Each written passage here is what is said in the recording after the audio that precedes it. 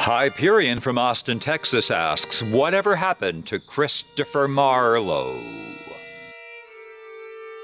First of all, you may wonder, who was Christopher Marlowe? Who are we talking about? So I'll tell you, he was a playwright, born 2 months before Shakespeare in 1564. He wrote as many plays as he could before, history tells us, he was murdered at the age of 29.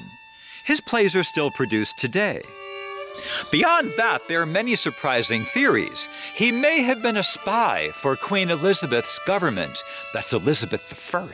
He probably was a publicly declared atheist, which was a very dangerous thing to be in those early days of the Church of England, where everyone was expected to believe in the doctrines of the Church. He may have been a sexual deviant, and many of his male friends may have been his lovers. And the story of his murder that comes from historical sources has many strange and murky details. So, Hyperion, what really happened?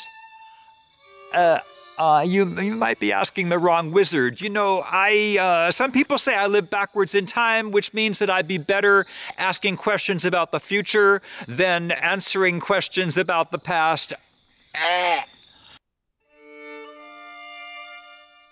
But anyway, you asked me, so I'm going to respond. Here are 4 possibilities of whatever happened to Christopher Marlowe. 1, the story told most often is true. He was killed in a pub fighting with someone over who would pay for dinner. Number 2, he was murdered in that same pub, but by an assassin, someone who was hired to punish him for either being an atheist or a homosexual or a spy or some combination of all of those.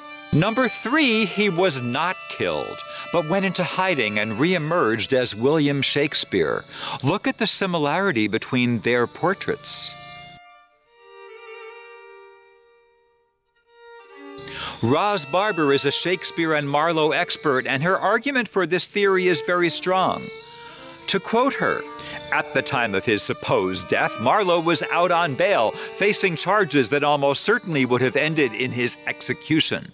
Ask yourself this, faced with the same circumstances, would you consider faking your own death to escape? There are myriad examples in history of people faking their own deaths and reinventing themselves with new names. There's even a word for it in English, pseudocide.